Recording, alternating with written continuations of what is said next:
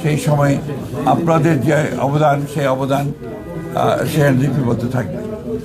আমাদের এই কেন্দ্রীয় অফিস এটা আমাদের কাছে অত্যন্ত প্রিয়। আমাদের এই অফিস, কারণ এখান থেকে পরিচালিত হয়েছে গণতন্ত্রের উত্তরণের সংগ্রামের সমস্ত আন্দোলনগুলো, এবং এই অফিস থেকেই আমরা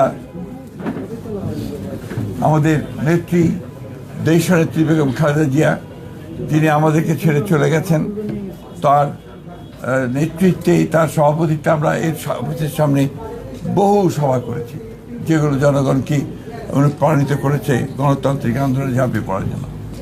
আজকে খুব কষ্টের সঙ্গে আমাদের স্মরণ করতে হয় যে আমাদের সেই মহান নেত্রী, যিনি আমাদের বাংলাদেশের সামগ্রিক গণতান্ত্রিক আন্দোলনে সবচেয়ে বড় ভূমিকা রেখেছেন, নেতৃত্ব দিয়েছেন, এবং গণতন্ত্রকে আমরা ফিরে পেয়েছি বারবার।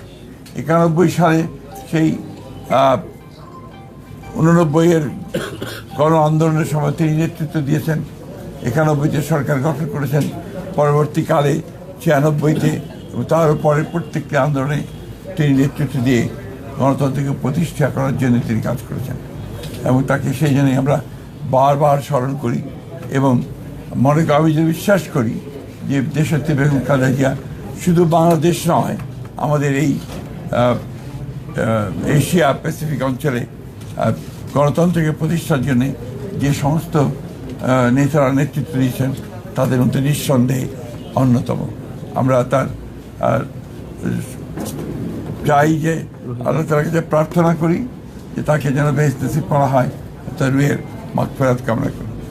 আমরা এখন নতুন এক বাংলাদেশের জন্য কাজ করছি, স্বপ্ন দেখছি।